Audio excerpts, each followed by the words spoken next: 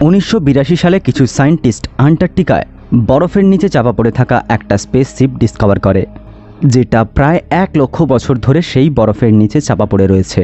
শুধু একটা স্পেসশিপ না, তারা সেখানে একটা এলিয়েন অর্গানিজম ডিসকভার করে। তবে সেটাই ওই সায়েন্টিস্টদের সবথেকে বড় ভুল ছিল। সেই এলিয়েনটাকে সেই বরফ থেকে কেটে বার করার পরেই সেই বডিটা মুক্ত হয়ে যায়। সে যেন এটারই অপেক্ষা করছিল।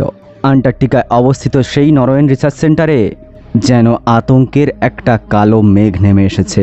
কারণ যেটাকে আমি একটু আগে এলিয়েন বললাম, সেটা জাস্ট একটা প্রাণী নয়, যেটা একটা প্যারাসাইটের মতো, যেটা সমস্ত মানুষদেরকে ইনসেক্ট করছে। এবং সবথেকে বড় কথা হলো, সে তার সেলগুলোকে পরিবর্তন করে হিউম্যান সেলে পরিণত করতে পারে নিজেকে। অর্থাৎ সে মানুষদের আকার নিতে পারে।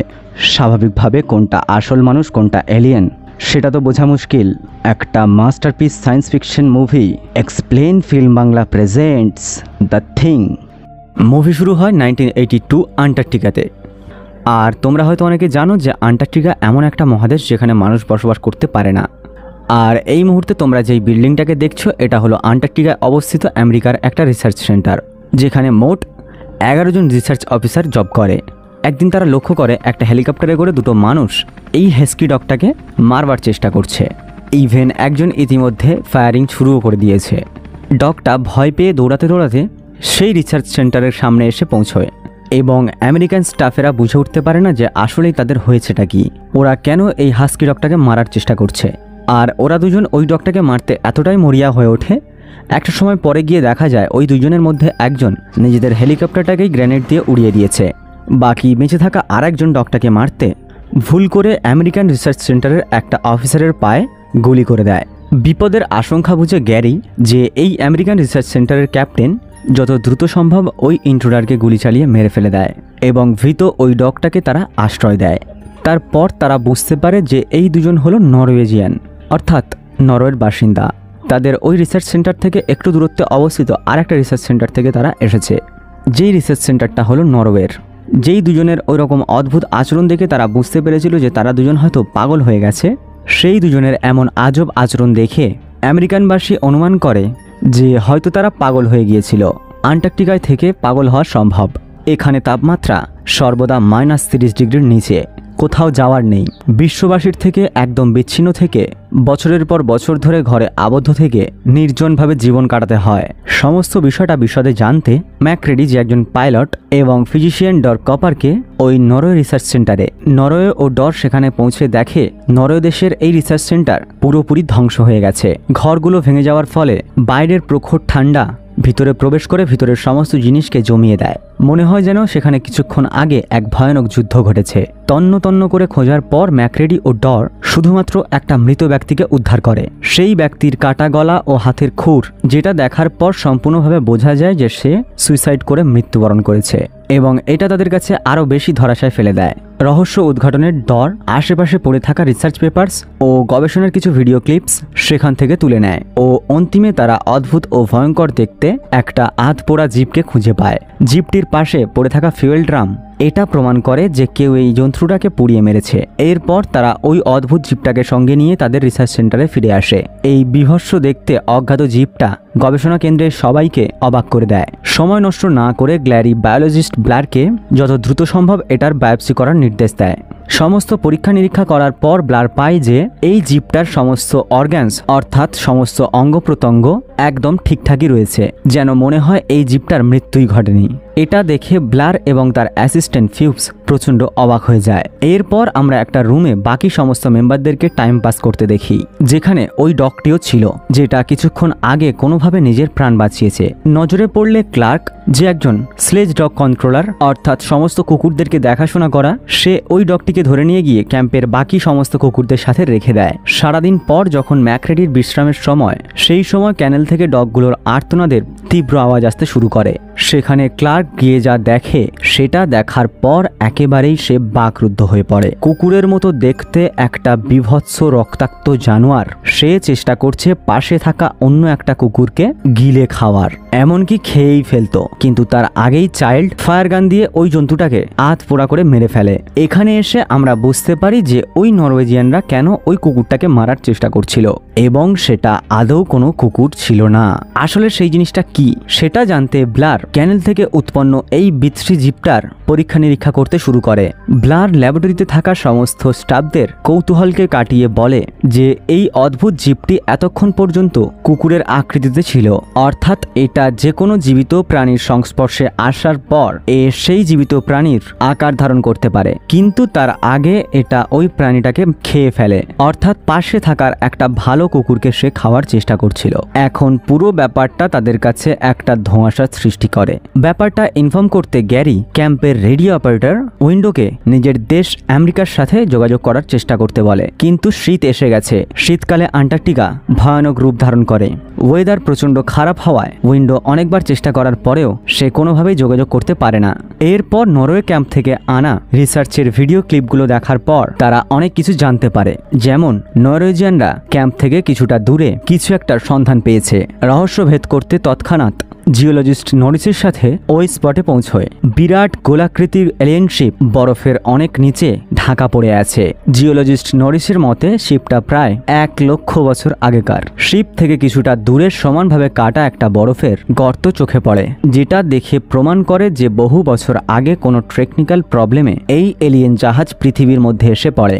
জাহাজ থেকে এলিয়েন বেরোতেই কিছু দূরে গিয়ে ঠান্ডায় জমে যায়। বহু বছর পর নরওয়েজিয়ানরা তা খুঁজে পেলে এলিয়েনটাকে তারা সেখান থেকে তুলে নিয়ে যায়। ম্যাকরেডিরা ক্যাম্পে ফিরলে তারা সবাই এলিয়েনের বিষয়ে আলোচনা করে। এইদিকে আবহাওয়া প্রচন্ড খারাপ হওয়ায় এই সমস্ত তথ্য কোনো কিছুই আমেরিকাতে পাঠানো যাচ্ছে না। ইতিমধ্যে সিনিয়র বায়োলজিস্ট ব্লেয়ার এলিয়েন সেলের ক্রস এক্সামাইন মনিটরিং করলে জানতে পারে ল্যাবরেটরিতে রাখা ওই মৃত জিনিসটা, অর্থাৎ সিনেমার টাইটেল অনুযায়ী দ্য থিংটা এখনো পর্যন্ত জীবিত রয়েছে। এমনকি 75% চান্স যে তাদেরই টিম মেম্বারের মধ্যে একজনকে মেরে ইতিমধ্যেই তার রূপ ধারণ করে নিয়েছে। সময় যত এগোতে থাকবে এর সংখ্যা আরো বাড়তে থাকবে। আবার এই জিনিসটা কোনো ক্রমে যদি আন্টার্কটিকা ছাড়িয়ে কোনো বসতিপূর্ণ এলাকায় গিয়ে পৌঁছয়, তবে মাত্র কিছুদিনের মধ্যেই পুরো মানুষজাতি ওই জীবটার কবলে চলে আসবে। তাই ব্লেয়ার মানুষজাতির কথা ভেবে ক্যাম্পে থাকা হেলিকপ্টার সহ সমস্ত যানবাহন অচল করে দেয়, যেন কেউ কোনোভাবে এখান থেকে পালাতে না পারে। ওই এলিয়েনটা যদি তাদের মধ্যে কোনো একজনের রূপ নিয়েও থাকে, তবুও যেন সে এই আন্টার্কটিকাতেই আটকে থাকে। ব্লারের কথা ঠিক হয়। ওই এলিয়েনটা যেটাকে আমরা মৃত ভেবেছিলাম, সেটা বিলিংসকে একা পেয়ে তাকে জড়িয়ে ধরে হত্যা করে এবং বিলিংসের রূপ নেয়। কিন্তু প্রসেস কমপ্লিট না হতেই বাকি মেম্বাররা চলে আসে। তারা বুঝে ফেলে যে এই লোকটা বিলিংস নয়। তারা তৎক্ষণাৎ এটাকে পুরোপুরি ফায়ার গান দিয়ে পুড়িয়ে ফেলে।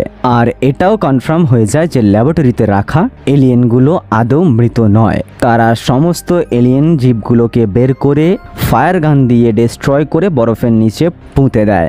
ম্যাকরেডি বলে আসলে এই জীবটা নিজেকে প্রকাশ করতে ভয় পায়, তাই এটা মানুষের মধ্যে লুকাতে চায়। প্রয়োজন পড়লে এটা ফাইট পর্যন্ত করতে পারে। ওই এলিয়েনটা এখনো পর্যন্ত তাদের সাথে থাকার আশঙ্কা ছিল, তাই তারা ঠিক করে প্রত্যেকে ব্লাড সিরাম নিয়ে টেস্ট করবে, যার ফলে প্রমাণ হয়ে যাবে যে কে মানুষ আর কে এলিয়েন। কিন্তু তার আগেই কে যেন ল্যাবরেটরিতে ঢুকে সমস্ত ব্লাড নষ্ট করে দেয়। এর ফলে তারা বুঝে যায় যে তাদের মধ্যে এখনো পর্যন্ত একজন এলিয়েন রয়েছে, যে চায় না যে ব্লাড সিরাম টেস্টের ফলে সে ধরা পড়ুক। 10 জন স্টাফ এখন একে অপরকে সন্দেহ করতে থাকে। এমনকি ব্লার এত বেশি প্যানিক হয়ে যায় যে সে বন্দুক নিয়ে এদিক ওদিক গুলি চালাতে থাকে। বাকি মেম্বাররা তাকে কোনোভাবে ধরে অন্য একটা ডিটাচ রুমে বন্দি করে রাখে। ওয়েদার প্রচণ্ড খারাপ হওয়ার কারণে তাদের হেডকোয়ার্টার মানে তাদের দেশের সাথে তারা কোনো রকম যোগাযোগ করতে পারেনি এখনো পর্যন্ত। ফলে দেশ থেকে কোনো রকম সাহায্যের আশা তারা করতে পারে না। যা করতে হবে তাদের নিজেদেরকেই করতে হবে। কয়েকদিন ধরে তাদের সাথে ঘটে যাওয়া সমস্ত ঘটনাগুলি বিবৃতি দিয়ে ম্যাকরেডি ভয়েস রেকর্ডিং করে এবং টেপটা লুকিয়ে রাখে। যদি তাদের মধ্যে কেউ না বাঁচে, তবে ভবিষ্যতে এই টেপটা সমস্ত বিশ্ববাসীর কাছে বার্তা পাঠাবে। এরপর টিম মেম্বারদের মধ্যে যারা সব থেকে বেশি সংতীর্ণ, যাদের এলিয়েন হওয়ার সম্ভাবনা সব থেকে বেশি, এরা হলো গ্যারি, ক্লার্ক ও ডক। তাই এদেরকে আলাদা করে রাখা হয় এবং বাকিরা তাদেরকে পাহারা দেয়। চাইল্ড ফায়ার গানটা তার সাথেই রাখে। তাদের তাদের মধ্যে কেউ যদি এলিয়েন বেরোয় তবে তাকে ওখানেই পুড়িয়ে মারা হবে। তারপর তাদের মধ্যে একজন টিম মেম্বার সেখানে একটা ফাটা টি শার্ট পায়। সেই টি শার্টে লেখা ছিল ম্যাকরেডি। তাই সবার আঙুল পড়ে তার দিকে।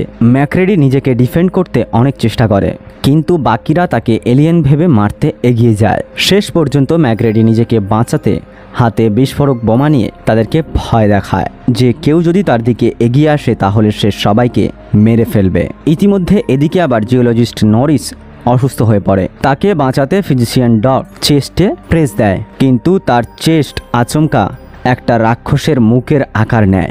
সেই মুখ ডকের দুটো হাত খেয়ে ফেলে, ফলে ডক ওখানেই মারা যায়। ম্যাকরেডি তৎক্ষণাৎ ওই বিদঘুটে জিপটাকে ফায়ারগান দিয়ে জ্বালিয়ে দেয়। তারা কখনো কল্পনাই করতে পারেনি যে নরিস এলিয়েন হতে পারে। তারপর তারা লক্ষ্য করে যে এই জ্বলন্ত জিপটার থেকে তার মাথাটা আলাদা হয়ে যায়। তারপর তার ঠিক মাকড়সার মতো কয়েকটা পাও গজায় আর সেখান থেকে পালানোর চেষ্টা করে, কিন্তু ম্যাকরেডি সেটাকেও ফায়ারগান দিয়ে জ্বালিয়ে দেয়। এটা দেখার পর ম্যাকরেডির মাথায় একটা বুদ্ধি খেলে। ম্যাকরেডি বলে এই জিপটার একটা অঙ্গ শরীর থেকে বিচ্ছেদ হওয়ার পরেও সে বেঁচে থাকতে পারে, অর্থাৎ এই জীবের প্রত্যেকটি অংশ ক্ষুদ্র থেকে ক্ষুদ্রতম অংশ, প্রত্যেকটা পৃথকপূর্ণ জীব যার আশঙ্কার প্রবল প্রবণতা রয়েছে। সেই হিসেবে প্রত্যেকের রক্তর নমুনা নিয়ে পরীক্ষা করা যেতে পারে যে কে মানুষ আর কে এলিয়েন। এরপর ম্যাকরেডির কথা মতো প্রত্যেকের শরীর থেকে ব্লাড স্যাম্পেল নেওয়া হয়। এরপর এক এক করে প্রত্যেকটা ব্লাডে একটা উত্তপ্ত তার স্পর্শ করতে থাকে।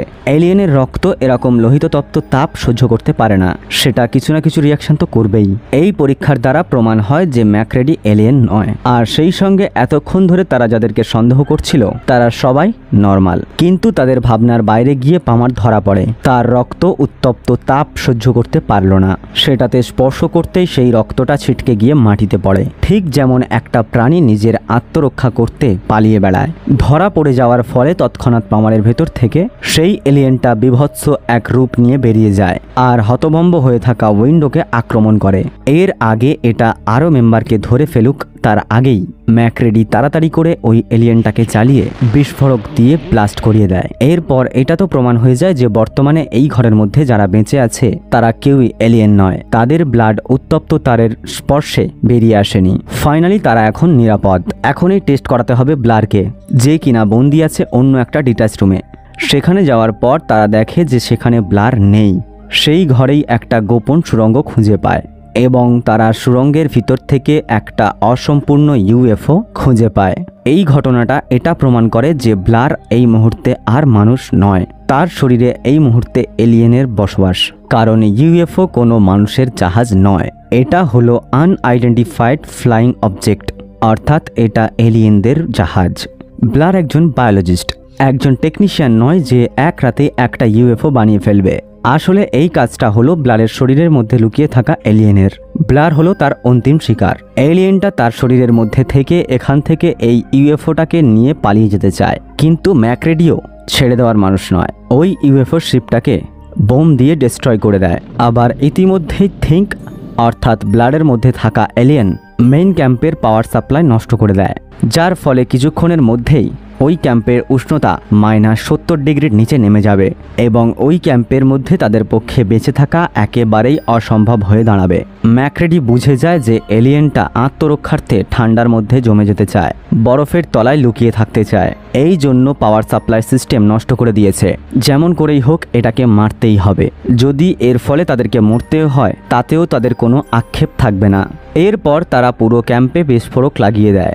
সুযোগ পেতেই এই থিংটা অর্থাৎ ব্লার তাদের টিম মেম্বারদের মধ্যে বেঁচে থাকা আরও দুজনকে মেরে ফেলে। তারপর ম্যাকরেডির সামনে এক বিরাট রাক্ষসের চেহারা নিয়ে হাজির হয়। সেটা তাকেও খেতে এগিয়ে যায়, কিন্তু চালাকি করে ম্যাকরেডি এলিয়েনের এই অন্তিম রূপকে বিস্ফোরক দিয়ে উড়িয়ে দেয় আর সঙ্গে সঙ্গে পুরো ক্যাম্পটাই জ্বলে ওঠে।